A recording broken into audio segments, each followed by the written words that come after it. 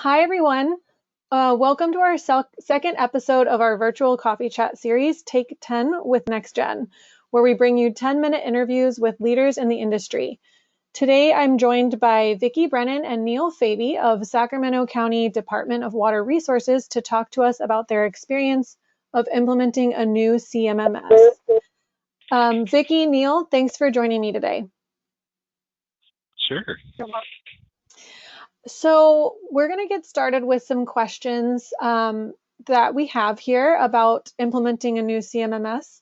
What were some of the key considerations for you when it came to deciding what to implement a new CMMS for your organization? Did you have any hesitations or concerns? Sure. It's a big effort, and Water Resources had a CMMS, and it's a known industry standard product, but it's complicated and it wasn't very easy to maintain. It had been implemented for years, and so we're really starting to talk about something that was easier to use, much more user-friendly. We wanted to start a mobile initiative, and that product had a very steep learning curve, and it would be really complex to try and implement that.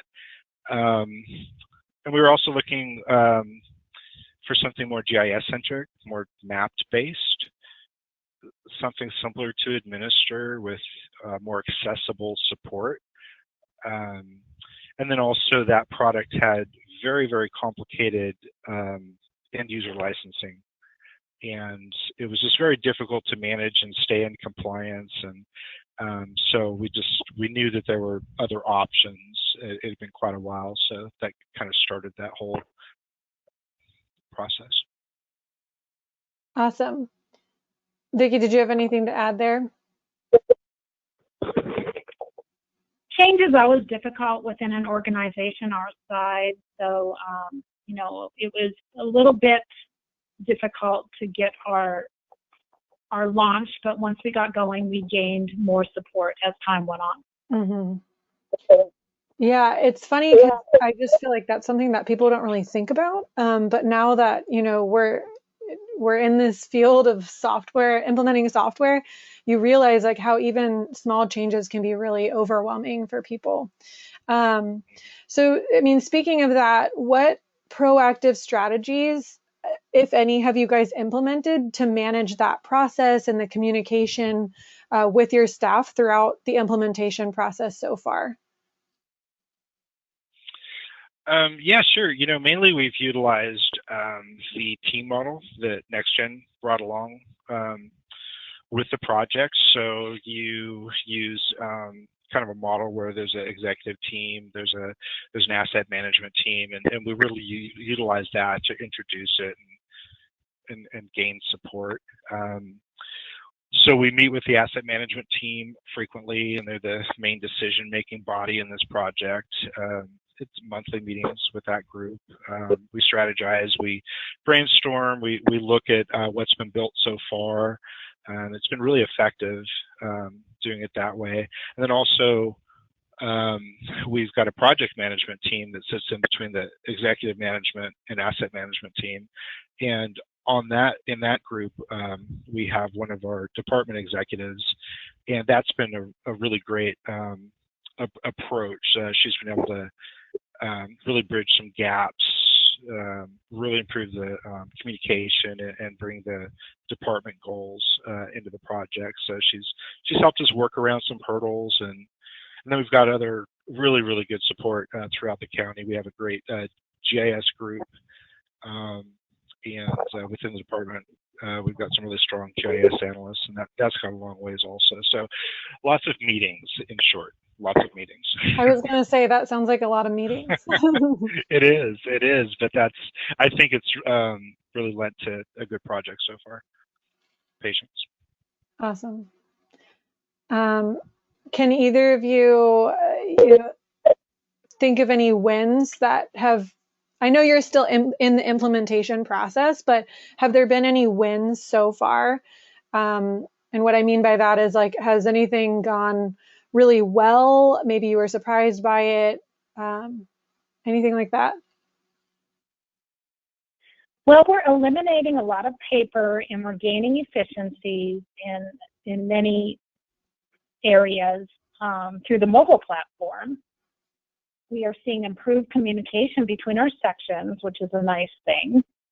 We're reducing the use of map book pages, and we're using GIS to make corrections to our assets through NextGen, which is a wonderful tool. We have an administration team that's made up of IT and customer service and admin support. We meet frequently and host workshops with the end users. We are bringing people together and enhancing our working relationship. This has really been a huge buy-in from our end users.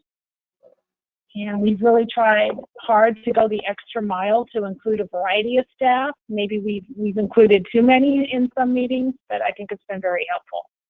Yeah. I don't know how familiar you guys are. So I do the trainings too with NextGen. And that's one thing that I think from what you're saying sounds like a really good idea, because a lot of times you do get to the trainings and the people that are using the software, the end users, actually had no idea why the decision was made to go with the software, or like what are the main reasons. So starting early with that buy-in, I think, is a really, really great thing. Yeah. What about the challenges? Have there been any challenges so far that were either expected or unexpected? Yeah, sure, of course. Probably resistance to change, like Vicki was saying, that that was an early challenge, and we're about halfway through the project, starting work with another group, and so we'll probably go through that again. But I think we overcame that pretty early on, and we have a lot of sections in the department that didn't use our previous CMMS system, so it wasn't just a change in systems, but it was automation in general. You know, kind of discontinuing a paper form and doing it on a tablet or computer screen. So there's that change also, and generational. You know, we're a big organization. We've got a big mix of ages, young and old.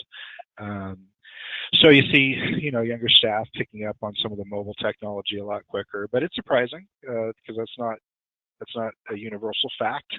There's a blend there, but the transition to mobile has been a little bit of a challenge. Let me see. Another challenge has been COVID, right? COVID-19. Yeah.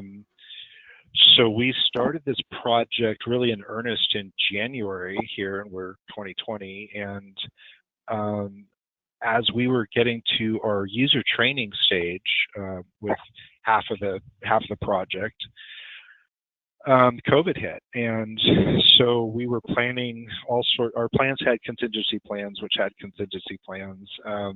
You know, bringing in field staff and the variety of users. We really wanted in-person training if at all possible. So we worked with our safety compliance person, and we had a challenge getting a training room together also. It was just resources in general. So we ended up converting one of our conference rooms into a training room for the month of July. Luckily, we were behind on a surplus run of computers, so we had the workstations we were able to set up. And then management was really supportive in requiring PPE use in the training rooms. So we didn't really have to get into that. If you were attending in person, you know, you wore the protection. We cleaned our workstations on the way out of the room, nightly cleanings and things like that. Spaced out workstations appropriately. So it was successful. But yeah, there were some challenges, but I think we overcome them Yeah. really well. It's kind of crazy because there already would have been challenges, and then you tie in a global pandemic, and then that adds to the unexpected challenges for sure. Yeah. We all the in-person trainings we conducted.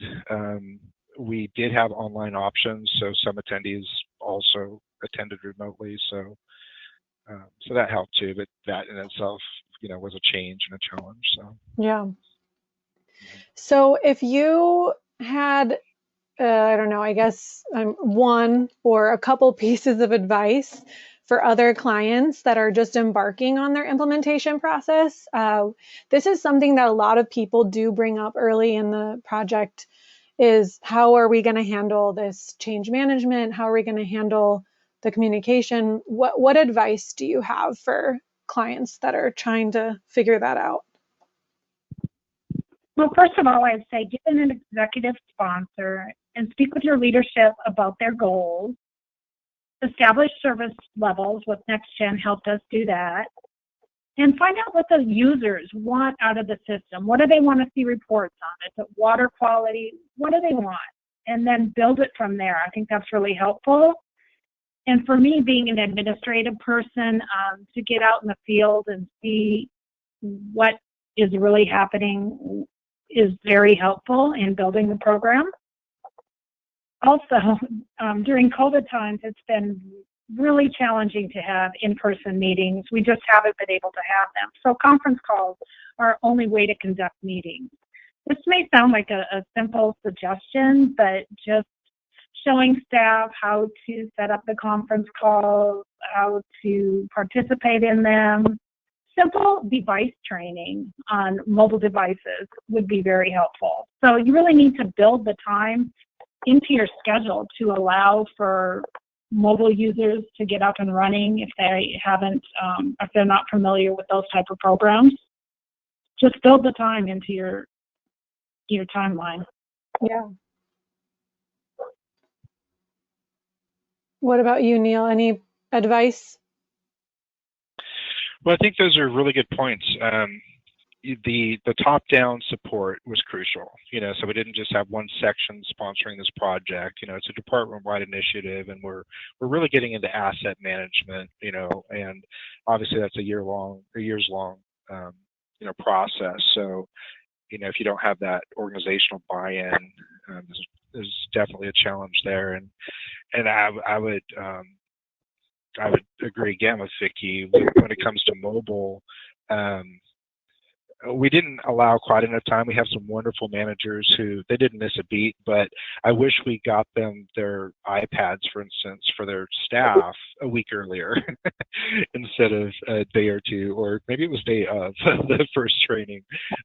So they had to ramp up on the devices. We chose iPads. They were Android users, so they had to ramp up on those and get their staff up and running pretty quickly, which they did.